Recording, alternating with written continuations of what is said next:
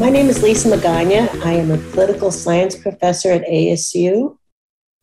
I study immigration and Latino politics, and I'm in the School of Transborder Studies. So we study the border from a variety of different ways. We look at it, say, its geography or its impact on people or art or culture or history or public health. It's a really interesting and dynamic school to be at, and it's the only one in the country that studies the border from various different points of view. I'll tell you a little bit about myself. First of all, thank you for letting me share my background and who I am and my interests.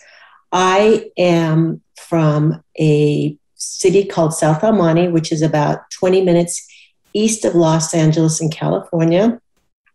It wasn't a very wealthy neighborhood. My dad was from Mexico, and my mom was born in California.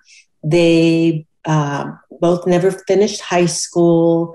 They worked very hard, hardworking people. So to be a professor today, it's very different than the expectations I would have had growing up as a little girl in this area. And I talk about the area was, we were pretty poor. And as evidence, there wasn't what we call zoning. So zoning might be, well, here's a really clear neighborhood where there's just houses. And here's a clear area where there are just businesses. And so I tell the story, when I grew up as a little girl, my next door neighbor was a factory.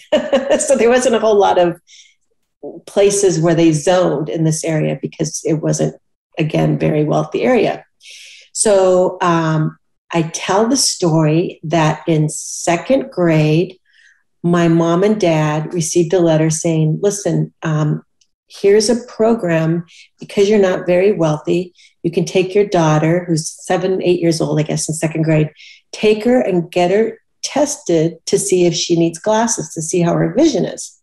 And so as a little girl, and I got tested, and sure enough, I needed glasses, which I've been wearing since second grade. And I remember getting glasses, and oh my goodness, my vision improved immensely.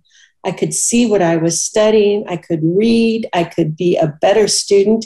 And I do. I remember thinking, wow, I want to understand how there are things that can make people's lives better. So they're called policies. So how to make outcome or change. I got really interested in that. And I remember that moment as a little girl getting my first pair of glasses. And so later on, I worked as a teaching assistant in a poor school.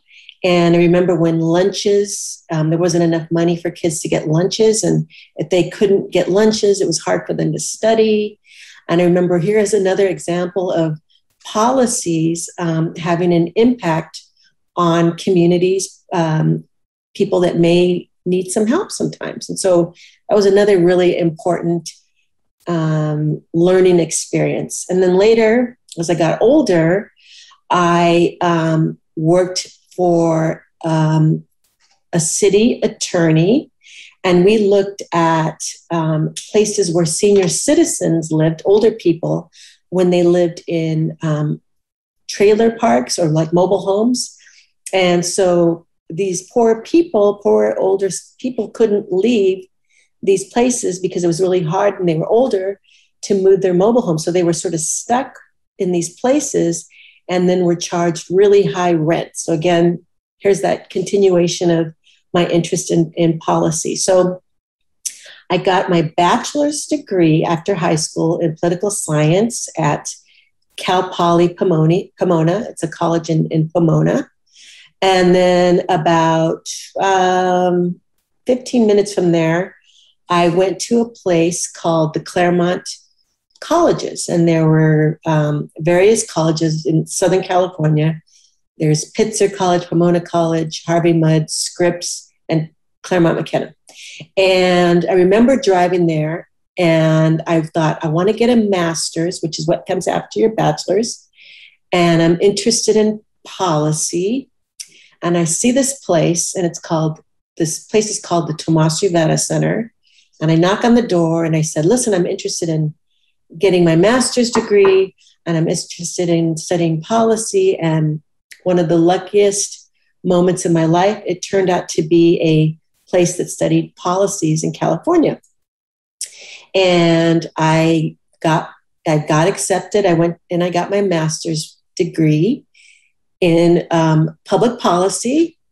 And I was super proud, super excited. And then it came to a point where my professors said, you know what, if this is what you want to study, you probably need, after you get your master's degree, you probably want to get your PhD, which means a doctorate degree. So it's a PH is philosophy, and you say a P, capital P, a little H, and then a period, and then a big D. So it's a philosophy and doctorate, and that's a PhD. And so sometimes somebody will say Dr. Magaña, or Professor Magaña. So I got my PhD in political science, and I'm sure you guys probably never thought about that, but I remember when I was going to do this. See my dog? I'm at home, you guys. That's Frankie back there. He's just sitting here. This is his favorite place to be. And so when I was going to get this PhD, I had all this, you shouldn't do it. You should get married. You shouldn't, women shouldn't get their PhDs. It's all for men.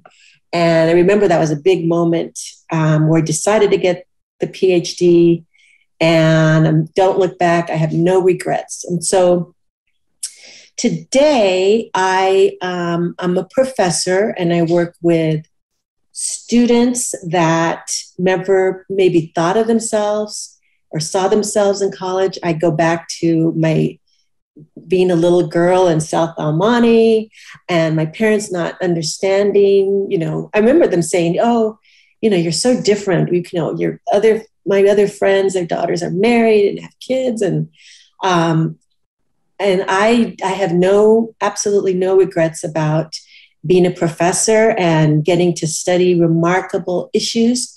So I study about immigration and Latinos and immigration in Arizona. And I look at some laws and I look at the politics of it. And I have these amazing students that will say, Professor, I don't know if I belong here. And I say, you absolutely belong here. And when I started school and political science, it was always just about voting. And it was usually just men. And, just when you think about so I have been able to study and do research on Latino politics. And I think about some of my students who are immigrant students. They cannot vote, but they're very political. So here in Arizona, they will work on campaigns. They'll work with people, say, listen, I can't vote, but can you support somebody that wants to help immigrants? Or can you help, elect somebody because I can't vote? Can you vote for me? And so these are remarkable students and individuals that we have here in Arizona that are truly doing remarkable political things. So what do? I write books. I have a new book that just came out called Empowered. It's on Latino politics in Arizona.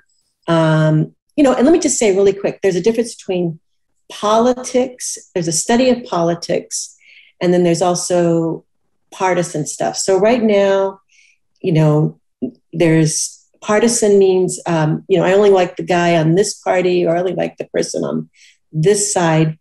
Political science is not just about party politics. It's looking at dynamics and people and history and economics.